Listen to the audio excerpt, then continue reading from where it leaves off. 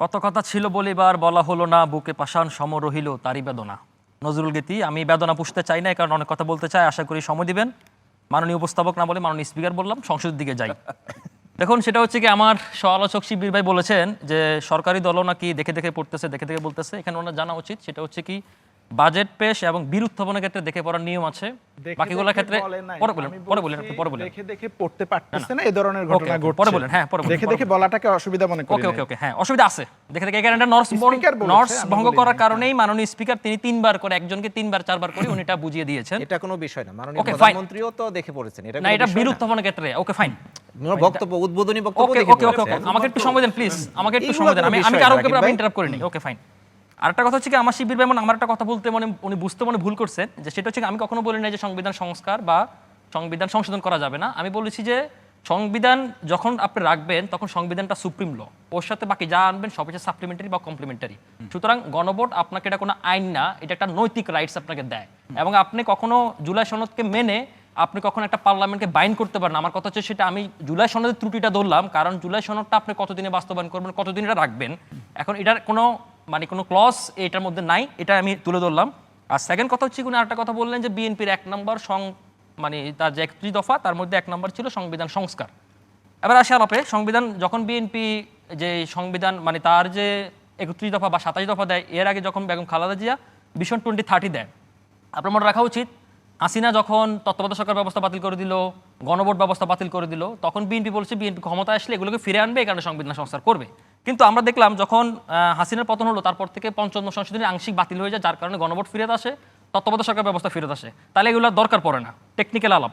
এবার সেই একাডেমিক আলাপ বা কিংবা লিগেল আলাপে আসে, তখন সেটা যদি ধরেন সংবিধান সংস্কার না সংশোধন, লিগেল টার্ম আপনি যদি সংবিধান সংস্কার বলেন, তাহলে এটা একটা হচ্ছে একাডেমিক আলাপ, একটা হচ্ছে পলিটিক্যাল আলাপ। এটা কখনো লিগেল আলাপ না। লিগেল আলাপ সবসময় সংবিধান সংশোধন। কিন্তু আমরা বলার ক্ষেত্রে অনেক কিছু যখন বৃহৎ আকারে যখন আমাদের পরিবর্তন আনে, তখন এগুলোকে আমরা সংস্কার হিসেবে বলি, কিন্তু আলটিমেট এটা সংবিধান সংশোধন হিসেবে থেকে যায়। আমি কয়েকটা উদাহরণ আপনাকে দেই। যখন বিধবা বিবাহ আইন বৈধ, সতীদাহ প্রবাহের কারণে আমরা মার্ডার কেসের আসামি হবেন, বাল্যবিবাহ নিষিদ্ধ, এই জিনিসগুলো যখন বড় আকারে আমাদের যুক্ত হলো, তখন এগুলোকে আমরা সংস্কার হিসেবে দেখি। ঐতিহাসিক দুটো উদাহরণ আপনাকে দেই। 1909 সালে মন্টো রিফর্ম এবং হচ্ছে মন্টিগো চ্যাম্পসফোর্ড 1919 সালে। তো এগুলোকে আমরা ঐতিহাসিকভাবে সংস্কার হিসেবে দেখি। তো এক্ষেত্রে আপনি জনাব সালাউদ্দিন সাহেব, তিনি একজন লয়ার স্টুডেন্ট এবং তিনি সংবিধান সংস্কার কমিশন লিড করেছেন, তিনি এই জিনিসটা আর ভালো বোঝেন।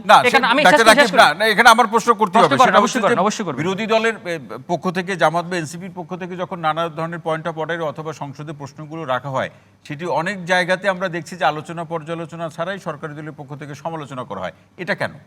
না, আমি কোনটা আপনার বলুন। বিরোধী দলের জামাত এবং এনসিপির সদস্যরা যখন কোনো প্রশ্ন রাখেন সরকার দলের কাছে, সেই প্রশ্নের তাৎপর্য বা গুরুত্ব অধিকাংশ প্রশ্নের ক্ষেত্রে বিবেচনা না করে সমালোচনা করা হয়। এটা কেন?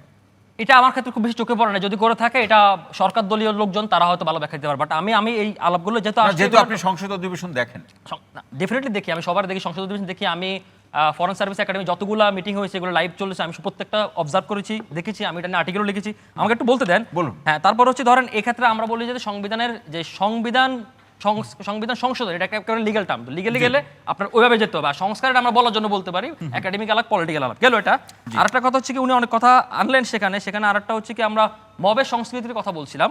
তো দেখুন, মবের সংস্কৃতির ব্যাপারে ডেফিনেটলি মবের সংস্কৃতিটা এখনো রয়ে গেছে। আইন শৃঙ্খলা পরিস্থিতির উন্নয়নে যথেষ্ট পরিমাণ জায়গা রয়েছে এবং একটা সরকার রয়ে গেছে কার কারণে? মবটা রয়ে গেল কার কারণে? তো বলতে দিবেন একটু, বলুন। বলতেছি, একটা সরকার কতদিন পারফর্ম করবে কিংবা কতদিন তার জনগণের কাছে গ্রহণযোগ্যতা রাখতে পারে, দুইটা প্যারামিটার, একটা হচ্ছে তার ইকোনমি আর একটা হচ্ছে তার আইন শৃঙ্খলা পরিস্থিতি। এবং আমি মনে করি যে এই সরকারের সাফল্য ব্যর্থতা নির্ভর করবে এই দুটোর উপরে। সরকার এই দুটো জিনিসে সবসময় ফার্স্ট প্রায়োরিটি রাখা উচিত, প্রায়োরিটি বেসিসে।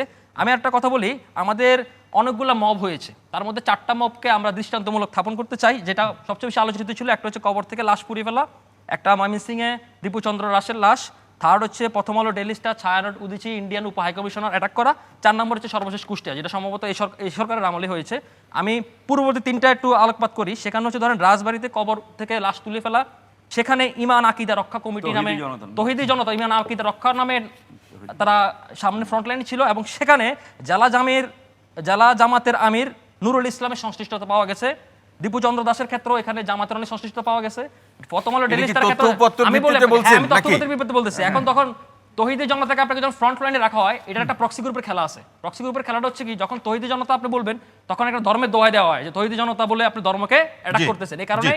এই প্রক্সি গ্রুপটা একটা গ্রুপ উত্তেজিত গ্রুপ করে, আমাকে একটু সময় দেন। জি। সেটা হচ্ছে আরেকটা শেষ করি, আর এই কারণে হচ্ছে না, এরপরে তো আরেকবার শুনবো, জি। আমাকে কাউন্টার দিতে হবে তো। আর ভাই শুনেন, বলুন, এখন হচ্ছে বলুন। ধরেন আপনার যে ব্যাপারগুলো আসলো সেটা হচ্ছে কি মব ডেফিনেটলি সরকারকে শক্ত হাতে দমন করতে হবে। আর যে মবের সংস্কৃতি এটাও উত্তরাধিকার সূত্রে চলে এসেছে।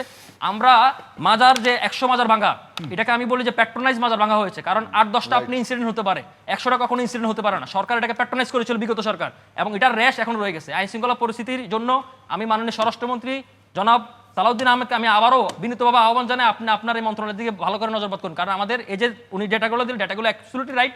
কারণ আমাদের আইন শৃঙ্খলা পরিস্থিতির অবনতি করতেছে, এটা কোনোভাবে করা যাবে না। আরেকটা বিষয় আমি শেষ করি, যেটা হচ্ছে হাম দিয়ে। দেখুন মনির আপা যে আলাপটা দিয়েছেন, সেটা যদি ওনার পলিটিক্যাল আলাপ হয়ে থাকে তাহলে আমি এই বিষয়ে কোনো কথা বলতে চাই না। যদি এটা ওনার টেকনিক্যাল আলাপ বা হচ্ছে কি এক্সপার্ট ওপিনিয়ন থাকে তাহলে আমি কিছু কথা বলতে চাই। বলেন, খুব ছোট করে। ধরেন দ্রুতই বলতেছি, কারণ এটা একটা খুব জরুরি বিষয়। দেখুন হামের বিষয়টা নিয়ে যে আলাপ, সে আলাপটা হচ্ছে কি হামের পুরা দায়টা ইন্টারিম সরকারের। এখানে উনি অনেকগুলো পয়েন্ট দিয়েছে, আমি চাইলে প্রত্যেকটা কাউন্ট দিতে পারবো, কোনো টাইম নাই। একটা শুধু শব্দ বলি, উনি বলেছে যে এখানে বিভিন্ন আন্দোলনকে লেলিয়ে দেওয়া হয়েছে। দেখুন ব্যাপারটা হচ্ছে, আমি ধরেন তরকার খাতিরে ধরে নিলাম কোনো পলিটিক্যাল পার্টি আন্দোলনকে লেলিয়ে দিল, জি। কিন্তু সে সময় আমরা দেখেছিলাম স্বাস্থ্যকর্মীদের ভাতা দেওয়া হয় নাই, টিকাকর্মীদের ভাতা দেওয়া হয় নাই, কমিউনিটি ক্লিনিকদের বেতন দেওয়া হয় নাই।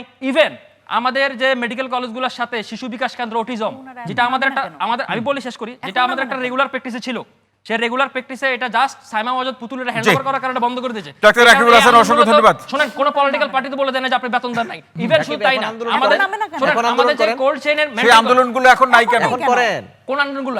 এখন তো বেতন ভাতা চালু করে দিয়েছে, ভ্যাকসিন চলে আসছে, এখন আন্দোলন কেন হবে? নিরসনের কথা বলে এখন কেন নিরসনের কথা বলে আপনি কেন শুনেন? জনগণ যাবে না আপনার শুনেন কাছে? শুনেন, বৈষম্য আপনি আমার কথা নিরসন শুনেন। করার জন্য। যদি জি। এসব আন্দোলন হয়েও থাকে, এটার কন্ট্রোল করার দায়িত্ব সরকার। সরকার এই ব্যর্থতা আপনাকে শেয়ার করতে হবে, কারণ এই হাম পুরোপুরি ইন্টারিম সরকার দায়িত্ব। এই নূরজাহান বেগম, যার স্বাস্থ্য কেন্দ্রিক প্রফেশনালিজম কোনো ধারণা নাই, এবং এই 3 সরকারকে মাস চলে যাচ্ছে, বৈষম্য কোনো এফআইআর হয়েছে তার বিরুদ্ধে? হ্যাঁ 3 মাস চলে আমরা যাচ্ছে। আমরা চাইতো সরকার কই, শুনেন, কোনো আমরা FIR মামলা করে করে না। আহ্বান করছি। আপনি এফআইআর শোনেন, করার প্রয়োজন হলে আপনি করেন। আমি বাংলাদেশে আহ্বান তো করছি। সরকার করবে না, আমি সরকার আহ্বান দায়িত্ব করছি। থাকে না। শুনেন, সরকার করবে তো। শুনেন, সরকার এখন হামের যে ক্রাইসিসটা, এটাকে মেইনটেইন করতে সরকারকে খুব হিমশিম খাতে হচ্ছে। কারণ হচ্ছে কি মাত্র 34 দিনের ব্যবধানে সরকার 98% জি, ডাক্তার রাকিব ভাই, অসংখ্য ধন্যবাদ। আরো একবার সবাইকে শুনতে চাই, প্রিন্স ভাই, অসংখ্য ধন্যবাদ।